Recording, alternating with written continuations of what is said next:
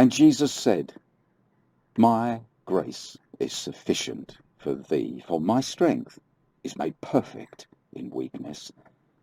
Most gladly, therefore, will I rather glory in my infirmities, that the power of Christ may rest upon me. Glory in mine infirmities," says Paul. That's 2 Corinthians chapter 12, verse 9. Now, Booth Tucker, related, I believe, to the man who founded the Salvation Army, he was preaching in Chicago one day, many years ago.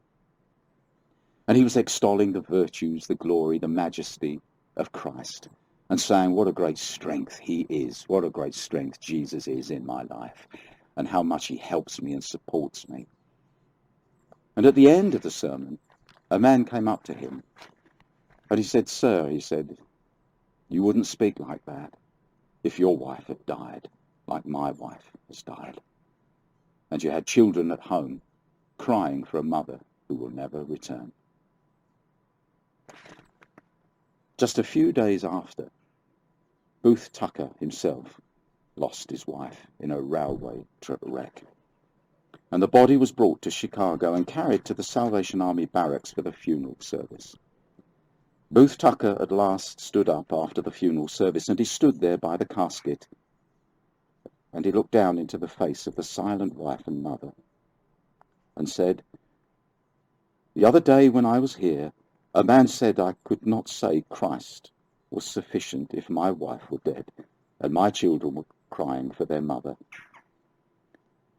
If that man is here, I tell him, Christ is sufficient.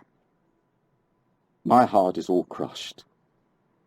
My heart is all bleeding. My heart is all broken. But there's a song in my heart. And Christ put it there.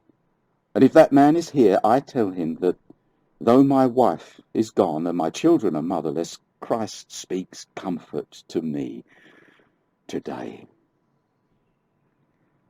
That man was there. And down the aisle he came and fell down beside the casket and said, "Verily, if Christ can help us like that, I will surrender to him." He was saved there and then.